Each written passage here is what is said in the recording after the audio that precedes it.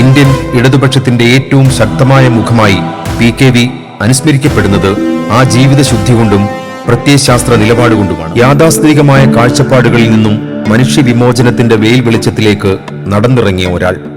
PKV എന്ന് കേരളം സ്നേഹപൂർവ്വം വിളിച്ച PK വാസുദേവൻ നായർ. ദീപ്തമായ സാന്നിധ്യവും ചിരിയും കൊണ്ട് തന്റെ രാഷ്ട്രീയത്തിന്റെ സംശുദ്ധമായ പാത തെളിയിച്ചെടുക്കുകയായിരുന്നു പിൽക്കാല ജീവിതത്തിലൂടെ PKV. അധികാരത്തിന്റെ ചിഹ്നങ്ങളും ധാർഷ്ട്യങ്ങളും സ്വന്തം രാഷ്ട്രീയ സംസ്കാരത്തിന്റെ ഇടനാഴിയിലേക്ക് പ്രവേശിക്കാതിരിക്കാൻ PKV സദാ ശ്രദ്ധിച്ചു. ഞങ്ങളുടെ അച്ഛൻ PK വാസുദേവൻ നായർ PKV എല്ലാവരെയും വിട്ടുപിരിഞ്ഞിട്ട് ഇന്ന് ജൂലൈ 12-ന് 21 വർഷം തികയാണ്. ഈ അവസരത്തിൽ അച്ഛനെ പറ്റിയുള്ള കുറച്ച് ഓർമ്മകൾ പങ്കുവയ്ക്കാമെന്ന് ആണ് ആഗ്രഹിക്കുന്നത്.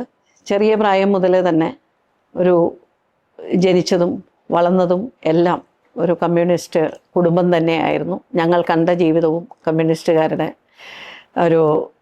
അച്ഛനും അതുപോലെ എൻ്റെ അമ്മാവൻ P. ഗോവിന്ദപിള്ള PGയും എല്ലാവരും കുടുംബത്തിലുള്ള അങ്ങനെയുള്ള ഒരു കാലമായിരുന്നു. ഞങ്ങളുടെ ചെറിയ പ്രായത്തിൽ ഞങ്ങൾ മക്കൾ 5 പേരും അമ്മയുടെ അമ്മയും അതുപോലെ സഹോദരന്മാരും അച്ഛൻ്റെ സഹോദരന്മാരും എല്ലാവരും കൂടെ ഉൾപ്പെട്ട് ഞങ്ങൾ പെരുമ്പാവൂർ പുല്ലുവഴിയിലാണ് താമസിച്ചിരുന്നത്. ഞങ്ങൾ പഠിച്ചതൊക്കെ പുല്ലുവഴിയിൽ തന്നെയുള്ള സ്കൂളിലാണ്, ജയകേരളം ഹയർ സെക്കൻഡറി സ്കൂളിലാണ്. ഞങ്ങളുടെ വിദ്യാഭ്യാസമൊക്കെ ചെറിയ പ്രായത്തിൽ ഞങ്ങൾ മക്കൾ 5 പേരും പഠിച്ചതും എല്ലാം അവിടെ തന്നെ. ആ കാലങ്ങളിലെല്ലാം അച്ഛനെ പറ്റി ഓർക്കുക എന്ന് പറയുമ്പോൾ 1957 മുതൽ എൻ്റെയൊക്കെ ഒരു ഓർമ്മ വെച്ച കാലം എന്ന് തന്നെ പറയാം. ഓർമ്മയായില്ല അപ്പോഴും. അച്ഛൻ MP ആയിട്ട് ഡൽഹിയിലാണ്. അവിടെ 57 മുതൽ 62 വരെയും 62 മുതൽ 67 വരെയും 67 മുതൽ അതുപോലെ 71 വരെ. അന്ന് 71-ൽ പാർലമെൻറ്റ് പിരിച്ചുവിട്ട ഒരു കാലമാണ്. അപ്പോൾ 14 വർഷത്തോളം ഞങ്ങളുടെ ഓർമ്മയിൽ ഇടയ്ക്കിടയ്ക്ക് ഡൽഹിയിൽ നിന്ന് അച്ഛൻ വരുന്നു. അതൊക്കെ തന്നെയാണ് എനിക്കൊക്കെയുള്ള ചെറിയ പ്രായത്തിലെ അച്ഛൻ്റെ പറ്റിയുള്ള ഓർമ്മകൾ.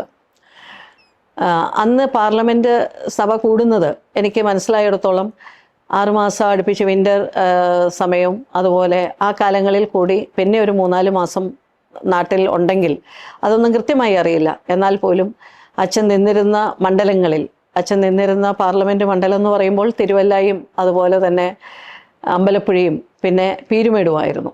അന്നത്തെ മണ്ഡലങ്ങളുടെ പേര് അതായിരുന്നു. ഇപ്പോൾ അത് ഇടുക്കിയും മാവേലിക്കരയും അതുപോലെ തന്നെ ആലപ്പുഴ മണ്ഡലമൊക്കെ ആയി പാർലമെൻറ്റ് മണ്ഡലങ്ങളാണ് എന്നുള്ള എല്ലാവർക്കും അറിയാം. അങ്ങനെയുള്ള ആ പ്രദേശങ്ങളിൽ പോകുന്ന തിരക്കിലുമൊക്കെ ആയതുകൊണ്ട് വല്ലപ്പോഴും മാത്രമാണ് ഞങ്ങൾക്ക് അച്ഛനെ കുടുംബത്തിലേക്ക് അല്ലെങ്കിൽ പെരുമ്പാവൂർ ഞങ്ങളുടെ വീട്ടിലേക്ക് വന്നിരുന്നത് എന്നുള്ളതാണ് ഞങ്ങൾക്കറിയുന്നത്. ഞങ്ങൾ സ്കൂളിൽ പോകും, തിരിച്ചു വരുമ്പോൾ അച്ഛൻ കാണും, പിന്നെ അച്ഛനെ കാണുന്നത് എപ്പോഴോ എന്നറിയില്ല. ഈ ഒരു ചെറുപ്പകാലമാണ് ഞങ്ങൾക്ക് എല്ലാവർക്കും ഉണ്ടായിരുന്നത്. പിന്നെ ഇതിൽ ഒന്നുകൂടി എടുത്തു പറയാനുള്ളത്, ഞങ്ങൾ 5 പേരല്ല 6 പേരോളം അമ്മയ്ക്ക് ഞങ്ങളുടെ എല്ലാം മൂത്ത ഒരു കുട്ടി കൂടെ ഉണ്ടായിരുന്നു. അച്ഛനത് പലപ്പോഴായിട്ട് പല ഇൻ്റർവ്യൂകളിലും അച്ഛനെ ഇൻ്റർവ്യൂ ചെയ്തെല്ലാം പറഞ്ഞ് മനസ്സിലാക്കി അച്ഛൻ്റെ ജീവിതത്തിലെ ഒരു വലിയ ദുഃഖമായിരുന്ന കാര്യം പറയുന്നത്, മൂത്ത ഒരു കുട്ടി പെൺകുട്ടിയായിരുന്നു. അത് 1.5 വയസ്സോ 2 വയസ്സിനുള്ളിൽ ആ കുട്ടി മരിച്ചു പോകാനാണ് ഉണ്ടായിരുന്നത്. ഒരു അപകട മരണം തന്നെയായിരുന്നു. അത് ജീവിതത്തിൽ അവസാനം വരെ ഒരു ദുഃഖമായിരുന്നു എന്ന് അച്ഛൻ എപ്പോഴും പറയും. അതെന്താ കാര്യം എന്ന് വെച്ചാൽ, ഒളിവിൽ നിൽക്കുന്ന കാലമാണ്. 1950 ഒക്കെയാണ്, 50-51 കാലങ്ങളിലാണ്. ആ സമയം കുട്ടി ഉണ്ടായത് 49-ൽ.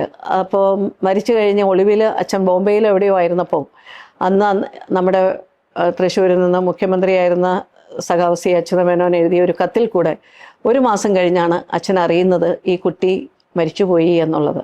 അത് കുടുംബത്തിൽ വരാനോ ആശ്വസിപ്പിക്കാനോ, അമ്മയ്ക്കൊക്കെ കുടുംബത്തിലുണ്ടായ അമ്മയുടെ അച്ഛനും അമ്മയും അമ്മാവും എല്ലാവരും ഉണ്ട്, ആ ദുഃഖത്തിലൊന്ന് കൂടെ നിൽക്കാനൊന്നും അച്ഛന് സാധിച്ചില്ല എന്ന് പറഞ്ഞു കേട്ട് അത് ഇടയ്ക്കിടയ്ക്ക് അച്ഛനൊരു വികാരം പറയുന്ന ഒരു കാര്യമായിട്ട് ഓർക്കുന്നുണ്ട്. പിന്നെ ഞങ്ങളെ ചെറിയ പ്രായത്തിൽ ചെസ്സ് പഠിപ്പിക്കാൻ വല്ലപ്പോഴും കിട്ടുന്ന സമയങ്ങളിൽ അതിലൊക്കെ വലിയ താല്പര്യം കാണിച്ചിരുന്നു. കൂടാതെ പിന്നെ കുറേ കാലം കഴിഞ്ഞ് ഞാൻ 71-ൽ പാർലമെൻറ്റ് പിരിച്ചുവിട്ട് പിന്നെ നാട്ടിലേക്ക്, പിന്നെ അച്ഛൻ ഇലക്ഷന് നിന്നില്ല, ലോക്സഭയിലേക്ക് നിന്നിട്ടില്ല. അപ്പോൾ നാട്ടിൽ വന്ന കാലത്താണ് ഞാൻ 10ാം ക്ലാസ്സൊക്കെ കഴിഞ്ഞ് അച്ഛൻ്റെ ഇളയ സഹോദരൻ ആലപ്പുഴ കോളേജിൽ പ്രൊഫസറാണ് രവീന്ദ്രനാഥ് നായർ. അപ്പോൾ കൊച്ചച്ഛന് അവിടെ ഉള്ളതുകൊണ്ടും അങ്ങനെ ഞങ്ങളെ ആലപ്പുഴയിൽ കൊച്ചച്ഛൻ്റെ അവിടെ പോയി താമസിച്ചാണ് 2 വർഷം പഠിച്ചത്. അത് കഴിഞ്ഞ് പിന്നെ തിരുവനന്തപുരത്തേക്ക് വന്ന് ഇവിടെ PGയുടെ കൂടെ അമ്മാവൻ്റെ കൂടെ നിന്ന് ഓൾ സയൻസിലാണ് ഞാൻ ഡിഗ്രി പഠിച്ചത്. പിന്നെ എൻ്റെ മൂത്ത സഹോദരൻ അഡ്വക്കേറ്റ് രാജേന്ദ്രൻ, ചേട്ടൻ ലോ അക്കാഡമിയിൽ അന്ന് LLBക്ക് പഠിക്കുന്നു. അനിയത്തി കോളേജുകളും ആലപ്പുഴയും അതുപോലെ തന്നെ നാട്ടിലുമൊക്കെ ആയിട്ട് ഇളയ സഹോദരന്മാരും ഒക്കെ പഠിച്ചിരിക്കുന്ന ഒരു കാലമാണെന്ന്. അപ്പോൾ ഞാൻ തിരുവനന്തപുരത്ത് ഇവിടെ വന്ന് പഠിക്കുമ്പോഴും അച്ഛൻ അന്ന് MLA ക്വാർട്ടേഴ്സിലാണ് താമസിക്കുന്നത്. ഞാൻ അമ്മാവൻ്റെ കൂടെയും താമസിക്കുന്നു. ഇടയ്ക്കിടയ്ക്ക് വരുന്നു. ഇവിടെ ചേർക്കാനൊക്കെ അച്ഛൻ കൊണ്ടുവന്നതും അതൊക്കെയാണ്. ഞങ്ങളുടെ കൂടെ വിദ്യാഭ്യാസമായിട്ട് ബന്ധപ്പെട്ട് കോളേജിൽ ചേർക്കാൻ വന്നതൊക്കെ അച്ഛൻ അന്ന് വരാൻ സാധിച്ചു 71-ൽ ഞാനിവിടെ പഠിക്കുമ്പോഴൊക്കെ. ഇടയ്ക്ക് കാര്യങ്ങൾ അന്വേഷിച്ചു പോകുന്നു. ഇങ്ങനെയൊക്കെയാണ് ഞങ്ങളുടെ ഒരു ചെറിയ പ്രായത്തിൽ അന്നത്തെ കാലത്ത് അച്ഛനെ പറ്റിയുള്ള ഓർമ്മകളും സ്കൂളിൽ കുറേ നാൾ വന്ന കാര്യങ്ങൾ അന്വേഷിക്കുകയും അതൊക്കെ ചെയ്യുമായിരുന്നു. ചെറിയ പ്രായത്തിൽ ഇനി ഡൽഹിയിൽ എന്ന 15 വർഷത്തോളം അച്ഛൻ 89 സൗത്ത് അവന്യൂ അച്ഛൻ്റെ ഫ്ലാറ്റായിരുന്നു. അത് പിന്നീട് MP നാരായണപിള്ള എന്നൊക്കെ പറയുന്ന മറ്റേ എഴുത്തുകാരും അവരും എല്ലാം ഒത്തിരി പേര് താമസിച്ചിരുന്ന MS രാജേന്ദ്രൻ, ഇങ്ങനെ കൂടെയുള്ള സഖാക്കളും കാക്കനാടൻ ബേബിചേട്ടൻ, ഇങ്ങനെ എല്ലാവരും താമസിച്ചിരുന്ന ഒരു വീടായിരുന്നു അത് എന്നുള്ളതാണ് അറിയാൻ സാധിക്കുന്നത്. 89 സൗത്ത് അവന്യൂ.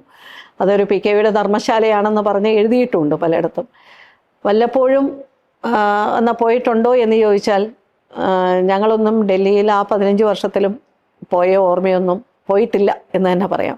പറഞ്ഞ ഓർമ്മയിൽ എനിക്ക് ഏതാണ്ടൊരു ചെറിയ ക്ലാസ്സിൽ സ്കൂളിൽ പോയി തുടങ്ങിയില്ല. അതിനു മുമ്പാണ് ഞാനും അനിയത്തിയെയും കൂടെ കൊണ്ടുപോയതും. അന്ന് അവിടെ കൊടിയൻ മാസ്റ്ററുടെ സിസിലി ചേച്ചി ആ തൊട്ടടുത്ത ഫ്ലാറ്റിൽ അവിടെ താമസിക്കുന്നുണ്ട്. അപ്പോൾ നമ്മുടെ അന്നത്തെ പ്രസിഡൻറ്റ് ബഹുമാനായ രാജേന്ദ്ര പ്രസാദിൻ്റെ വീട്ടിൽ ട്യൂഷൻ എടുക്കാൻ പോകുന്നുണ്ടായിരുന്നു കൊച്ചുമക്കൾക്ക്. അന്ന് എന്നെ കൂടെ കൊണ്ടുപോയതും ഒക്കെ ആയിട്ടുള്ള ഓർമ്മകൾ ചേച്ചിയും അതുപോലെ എൻ്റെ വീട്ടിലെ അമ്മയും ഒക്കെ പറഞ്ഞ് അച്ഛനും ഒക്കെ പറഞ്ഞ് എനിക്കൊരു ഓർമ്മയുണ്ട്. അവർ ട്യൂഷൻ എടുക്കാൻ പോകുമ്പോൾ ഞാൻ കൂടെ പോകണമെന്ന് പറയും. എന്നെ അവിടെ കൊണ്ടുപോയി ഞാൻ അവിടുത്തെ അദ്ദേഹത്തിൻ്റെ കൊച്ചുമകനും അല്ലൊക്കെ ആയിരുന്നു സംസാരിക്കുന്നതും. ഭാഷ അറിയില്ലെങ്കിലും തമ്മിൽ ഞങ്ങൾ കോണ്ടാക്ട് ചെയ്തിരുന്ന കാര്യമൊക്കെ വലിയ ഇതായിട്ട് ഞങ്ങളോട് പറയാറുണ്ട് അന്ന് കൂടെ പോയതും. ഇപ്പോഴും സിസിൽ ചേച്ചിയെ ഇടയ്ക്ക് കാണുമ്പോൾ പറയും അന്ന് ഇന്നലെ നിങ്ങൾ കൊണ്ടുപോയിട്ടുണ്ട് എന്നെല്ലാം പറയുന്ന ഒരു ഓർമ്മ. അതൊക്കെയാണ് ഡൽഹിയിൽ അച്ഛൻ MP ആയിരിക്കുമ്പോൾ ഓർമ്മ. പിന്നെ ഞങ്ങൾ ഡൽഹിയിൽ പോയത് എപ്പോഴാണ് എന്നുള്ളത്, അച്ഛൻ 2004-ൽ തെരഞ്ഞെടുപ്പിൽ നിന്നപ്പോൾ തിരുവനന്തപുരത്ത് നിന്ന് MP ആയിരുന്നു. അപ്പോൾ അടുത്തേക്കും ഞാൻ ബാംഗ്ലൂർ, എൻ്റെ വിവാഹമൊക്കെ കഴിഞ്ഞ് ഞാൻ ബാംഗ്ലൂരാണ് 75 മുതൽ. അപ്പോൾ അന്ന് അച്ഛൻ ഡൽഹിയിലുള്ളപ്പോൾ എന്താണെങ്കിലും ഡൽഹി ഒന്ന് കാണാൻ പോകുന്നുള്ള ആഗ്രഹത്തിലാണ് ബാംഗ്ലൂരിൽ നിന്ന് ഞാൻ ഡൽഹിക്ക് പോയതും. അവിടെ കേരള ഹൗസിൽ വീടൊന്നും ആയില്ലായിരുന്നു. അപ്പോൾ അവിടെ താമസിച്ചത് അച്ഛൻ്റെ കൂടെ നിൽക്കാൻ പറ്റിയതും. എൻ്റെ മോളപ്പോൾ ഡൽഹിയിലുണ്ട്. വിവാഹം കഴിഞ്ഞ് അവിടെ ആർമിയിൽ ഓഫീസറായിരുന്നു ഹസ്ബൻഡ്. അപ്പോൾ അവിടെയാണ്. അങ്ങനെ ഞാൻ ഡൽഹിയിൽ പോയി അമ്മയും അച്ഛനുമായിട്ടും താമസിച്ചതും. പിന്നെ ഒരു 1.5 വർഷത്തോളം അച്ഛനുണ്ടായിരുന്നു. പിന്നെ അച്ഛന് 2005 ജൂലൈ 12 അച്ഛൻ്റെ നമ്മളെ വിട്ടുപിരിയുന്നത്. അപ്പോഴൊക്കെ ഇടയ്ക്കിടയ്ക്ക് ഞാൻ സ്കൂളിലൊരു അധ്യാപികയായിട്ട് ബാംഗ്ലൂർ വർക്ക് ചെയ്യുമായിരുന്നു. എന്നാലും ശനി ഞായറും അല്ലെങ്കിൽ അവധിയെടുത്തുമൊക്കെ അച്ഛന് സുഖമില്ലാത്തപ്പോൾ ഡൽഹിയിൽ പോകാനും അച്ഛൻ്റെ കൂടെയൊക്കെ നിൽക്കാനും സാധിച്ചിട്ടുണ്ട് എന്നുള്ളൊരു വലിയ ഭാഗ്യമായി തന്നെ അങ്ങനെയാണ് സാധിച്ചിട്ടുള്ളത്. മക്കളെല്ലാവരും അപ്പോഴാണ് ശരിക്കും ഡൽഹിയിൽ പോയതും അച്ഛൻ്റെ കൂടെ നിന്നതും താമസിക്കാൻ സാധിച്ചതും എല്ലാം എന്നാണ് എനിക്ക് പറയാനുള്ളത്. കൂടാതെ ഞങ്ങളുടെ എൻ്റെ മകളുടെ കല്യാണം അല്ലെങ്കിൽ എൻ്റെ ചേട്ടൻ്റെ മകളുടെ കല്യാണം, അതിനൊക്കെ അച്ഛൻ കൊച്ചുമക്കളുടെ ഇതിനൊക്കെ വളരെ ആക്റ്റീവായിട്ട് പുല്ലുവഴിയിൽ കല്യാണം വിവാഹം നിശ്ചയിക്കുമ്പോഴും നടത്തുമ്പോഴും അതിൻ്റെ ഉത്തരവാദിത്തങ്ങളൊക്കെ ഏറ്റെടുത്ത് അതൊരു വലിയ സന്തോഷമായിരുന്നു. കൊച്ചുമക്കളുടെ ഒപ്പം നിൽക്കാനും എല്ലാ കൊച്ചുമക്കളുമായിട്ടുള്ള ഒരു ബന്ധവും എല്ലാം. പിന്നെ അച്ഛനെ പറ്റി ഓർക്കുന്ന, അച്ഛനെ എവിടെ പോയാലും മിക്കവാറും രാജ്യങ്ങളിൽ WDYF വേൾഡ് യൂത്ത് ഫെഡറേഷൻ്റെ വൈസ് പ്രസിഡൻ്റൊക്കെ ആയിരുന്നു. ആ കാലങ്ങളിലൊക്കെ അച്ഛൻ, ഞാനൊക്കെ സ്കൂളിൽ പഠിക്കുന്ന കാലമാണ്, അന്നൊക്കെ പോയി വരുമ്പോൾ അല്ലെങ്കിൽ പോകുമ്പോൾ അവിടെ നിന്നുള്ള കാർഡുകളിലൊക്കെ എല്ലാവർക്കും, കൊച്ചുമക്കളാണെങ്കിലും അവരുണ്ടായപ്പോൾ ആ കാലങ്ങളിൽ പോകുമ്പോഴും എൻ്റെ മക്കൾക്ക്, അനിയത്തയുടെയും എല്ലാവരുടെയും മക്കൾക്കൊക്കെ അവിടുന്ന് കാർഡുകളിൽ അവിടുത്തെ സ്പെഷ്യൽ കത്തയക്കലും അങ്ങനെയൊക്കെയുള്ള ഓർമ്മകൾ നല്ലപോലെ അച്ഛനെ ഓർക്കുന്നു എന്നാണ് പറയാനുള്ളത്. ചെക്കോസ്ലോവാക്യ, ഇങ്ങനെ പല രാജ്യങ്ങൾ, വിയറ്റ്നാമിൽ പോകുന്നു. പിന്നെ ഇങ്ങനെയൊക്കെയുള്ള ഓർമ്മകൾ അച്ഛനെ പറ്റി എടുത്തു പറയാനുള്ളതാണ്. ഞാനെങ്ങനെ ഇപ്പോൾ ഒരു CPIയുടെ അംഗമായി അല്ലെങ്കിൽ പാർട്ടിയുമായിട്ട് ബന്ധപ്പെട്ട് ഇപ്പോൾ പ്രവർത്തനം എന്ന് പറയുമ്പോൾ അതിനെപ്പറ്റിയും പറയാനുള്ളത് 2000-ലാണ് എനിക്ക് നല്ല ഓർമ്മയുണ്ട്. ഞാൻ ബാംഗ്ലൂർ അധ്യാപികയായിട്ട് വർക്ക് ചെയ്യുന്നു. അങ്ങനെ ഇരുന്ന് നാട്ടിൽ ഇടയ്ക്ക് എല്ലാ വർഷവും വന്ന എല്ലാ വെക്കേഷൻസും വരുമ്പോൾ അച്ഛനോടൊരു ദിവസം പുല്ലുവഴിയിൽ വെച്ച് ഞാൻ പറഞ്ഞു, എനിക്ക് അച്ഛൻ്റെ പാർട്ടിയിലൊരു അംഗമായ കൊള്ളാമെന്നൊരാഗ്രഹം. അപ്പോൾ അതെന്താണ് ഇപ്പം അങ്ങനെയൊന്ന് തോന്നാനെന്ന് ചോദിച്ചു. അങ്ങനെ നിനക്ക് ആഗ്രഹം ഉണ്ടെങ്കിൽ നല്ല ഉദ്ദേശം വെച്ചുമാണ്, ശരിക്കും ഒരു പ്രവർത്തനം നടത്തണമെന്നാണ് പാർട്ടിയിലെന്ന് ആഗ്രഹം ഉണ്ടെങ്കിൽ ബാംഗ്ലൂരാണ് നീ താമസിക്കുന്നത്, അവിടുത്തെ കമ്മിറ്റിയിൽ ഒരംഗമാകാനേ പറ്റുള്ളൂ. അതുകൊണ്ട് അവിടുത്തെ ഫോൺ നമ്പർ തരാം, അവിടുത്തെ പാർട്ടിയായിട്ട് ബന്ധപ്പെടൂ എന്ന് പറഞ്ഞ് എനിക്ക് അവിടുത്തെ ബാംഗ്ലൂരെ പാർട്ടി ഓഫീസിൻ്റെ നമ്പരും, സ്റ്റേറ്റ് കമ്മിറ്റിയുടെ ബാംഗ്ലൂർ ഘാട്ടെ ഭവനാണ് അപ്പോൾ അവിടെ ചെന്ന് കണ്ടാൽ മതി എന്ന് പറഞ്ഞ് ഞാൻ അവിടെ ചെന്ന് അവരെ കണ്ട് അവിടുത്തെ BTM ലേഔട്ടിലെ ബ്രാഞ്ചിൽ ഒരംഗമാകുകയാണ് ഉണ്ടായത്.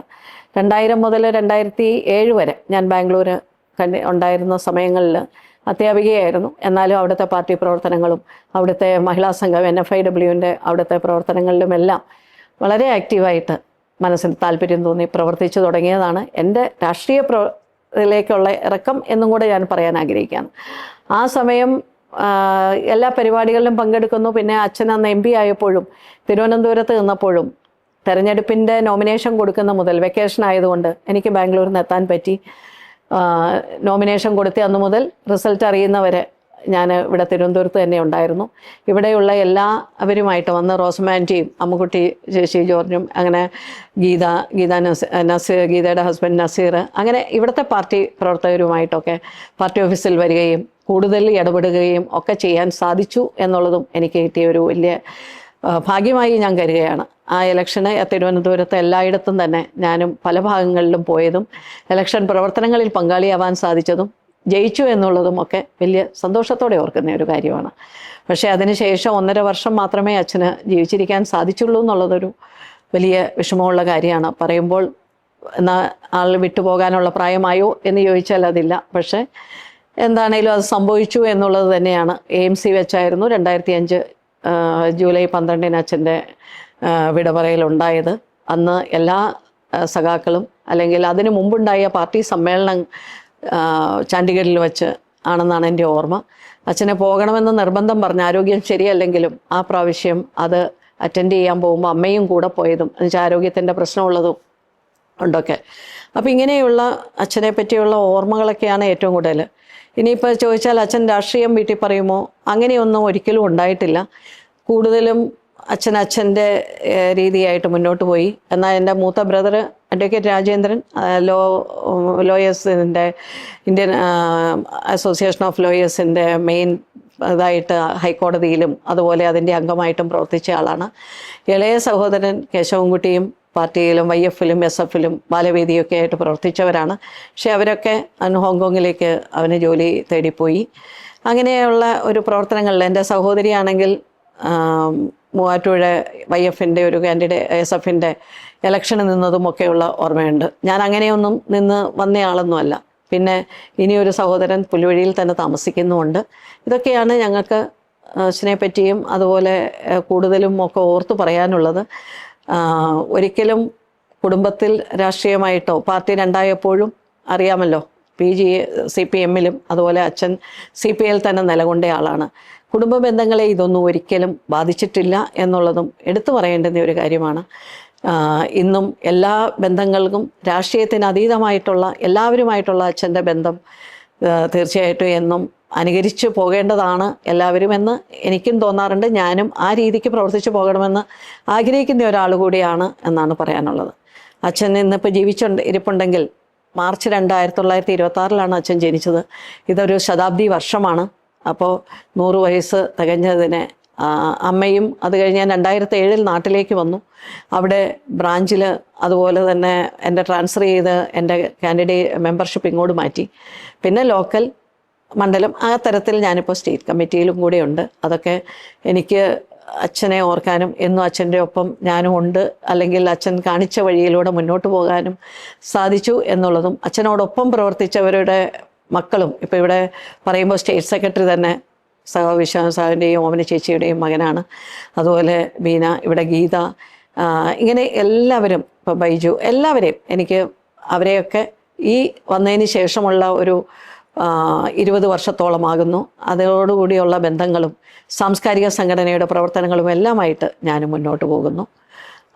അപ്പോൾ അച്ഛൻ്റെയൊക്കെ ഒരു ജീവിതം, അച്ഛൻ്റെ കുടുംബ ജീവിതവും ഒക്കെ അന്ന് ഒളിവിലുണ്ടായപ്പോഴുണ്ടായ ബുദ്ധിമുട്ടുകളും അമ്മ അതിന് മുഴുവൻ സപ്പോർട്ടായിട്ട് കൂടെ നിന്നതും എല്ലാം ഓർമ്മയിൽ വരികയാണ്. അച്ഛൻ്റെ അച്ഛനും ഒക്കെ വളരെയധികം ബുദ്ധിമുട്ടായിരുന്നു രാഷ്ട്രീയത്തിൽ അച്ഛൻ ഇറങ്ങിയ ആ കാലങ്ങളൊക്കെ. അച്ഛൻ പൂഞ്ഞാറിലെ കോട്ടയം കിടങ്ങൂരുകാരനാണ്. കിടങ്ങൂര് ജനിച്ച അച്ഛൻ UC കോളേജിൽ പഠിക്കാൻ വന്നാണ് പുല്ലുവഴിക്കാരനായി അമ്മയെ വിവാഹം ശേഷം പുല്ലുവഴിയിൽ താമസമാക്കിയത് എന്നൊക്കെ ഉള്ളത് എല്ലാവർക്കും അറിയുന്ന, അച്ഛൻ്റെ പറ്റി അറിയുന്ന എല്ലാവർക്കും അറിയുന്ന കാര്യം തന്നെയാണ്. അപ്പോൾ ഇതുപോലെയുള്ള ഒരു ജീവിതം, എല്ലാവർക്കും വേണ്ടി ജീവിതം വച്ച അച്ഛൻ പറഞ്ഞു കേട്ടിട്ടുണ്ട്. അതെപ്പോഴും അച്ഛൻ പറയുന്ന ഒരു കാര്യമായിരുന്നു. അവരുടെയും പണ്ട് അച്ഛൻ ചെറിയ പ്രായത്തിൽ അച്ഛൻ്റെ വീട്ടിൽ വന്ന താഴേക്കിടയിലുള്ളവർക്ക് കുഴി അതിനകത്ത് കഞ്ഞി ഒഴിച്ചു കൊടുക്കുന്നതൊക്കെ കാണുമ്പോൾ ഉണ്ടായിരുന്ന ഒരു വിഷമം ചെറുതല്ല. അച്ഛൻ പറയുന്നത് എല്ലാ ആൾക്കാരുടെയും കൈമുറിഞ്ഞാലും എന്ത് വന്നാലും ചോരയ്ക്ക് ഒരു കളർ തന്നെയാണ്, അതുകൊണ്ട് ആർക്കും തമ്മിലൊരു വ്യത്യാസം കാണിക്കരുത് എന്നുള്ളതാണ് എൻ്റെ അതെന്ന് നമ്മുടെ നാട്ടിൽ ഇത് മാറ്റം വരുന്നു അന്ന് വരെ ഈ പ്രവർത്തനങ്ങൾക്കായി എൻ്റെ ജീവിതത്തിൽ ഞാൻ ഉണ്ടാകും എന്ന് പറഞ്ഞാണ് അച്ഛൻ്റെ സഹോദരിക്ക് അച്ഛൻ കത്തയച്ചതും. അച്ഛൻ്റെ അച്ഛനതുണ്ടായ ബുദ്ധിമുട്ടുകളൊക്കെ അന്ന് എല്ലാവരും പറഞ്ഞു കേട്ടിട്ടുണ്ട്. പക്ഷേ ഇതെല്ലാം വേണ്ടെന്ന് വെച്ച് അവസാനം പ്രവർത്തനങ്ങളിലേക്ക് ഇറങ്ങിത്തിരിച്ച് സത്യസന്ധമായി, അല്ലെങ്കിൽ ജീവിതം വളരെ ലളിതമായി പോകണമെന്ന് ഞങ്ങളെയും ഉപദേശിച്ചുകൊണ്ട് ജീവിതം കാണിച്ചു തന്ന, അത് കണ്ട് പഠിച്ച ഞങ്ങളെല്ലാവരും ഇന്ന് മുന്നോട്ട് പോയിക്കൊണ്ടിരിക്കുന്നത്. അച്ഛൻ തെളിച്ച പാതയിലൂടെ കമ്മ്യൂണിസ്റ്റുകാരിയായി തന്നെ അവസാനം വരെയും പോകാനാണ് ഞങ്ങളെല്ലാവരും ആഗ്രഹിക്കുന്നത്, ഞങ്ങളുടെ കുടുംബത്തിലും എല്ലാവരും എന്ന് മാത്രം എല്ലാവർക്കും ആശംസകളും അഭിവാദ്യങ്ങളും നേർത്തുകൊണ്ട് ഞാൻ ഇത്രയും എനിക്ക് പറയാൻ. കനൽ കേരളയിൽ നമ്മുടെ യൂട്യൂബ് ചാനലാണ് പാർട്ടിയുടെ. അത് ശരിക്കും പറഞ്ഞാൽ നമുക്ക് ഇനിയും മുന്നോട്ട് ഇന്നത്തെ രാഷ്ട്രീയം, അല്ലെങ്കിൽ ഇന്ന് ജനങ്ങൾ എല്ലാവരെയും അംഗീകരിച്ചുകൊണ്ട് എല്ലാവർക്കും ഒരു സമാധാനവും എല്ലാവരെയും ഒന്നായി കണ്ടുകൊണ്ട് മുന്നോട്ട് പോകുന്ന ജീവിത സാഹചര്യങ്ങളും സമാധാനവുമായ ജീവിതം ഉണ്ടാകട്ടെ എന്ന് മാത്രം എനിക്ക് വ്യക്തിപരമായി ഞാൻ ആശംസിച്ചുകൊണ്ട് 10 വർഷം ജില്ലാ പഞ്ചായത്ത് മെമ്പറായി പ്രവർത്തിക്കാൻ സാധിച്ചു എന്നുള്ളതും എൻ്റെ ഒരു വലിയ ഭാഗ്യമായി കരുതുന്നു. കാലടി ഡിവിഷൻ എറണാകുളം ജില്ലയിൽ, അതുപോലെ അസംബ്ലിയിലേക്ക് ഒരു പ്രാവശ്യം മത്സരിച്ചിട്ടുണ്ട്.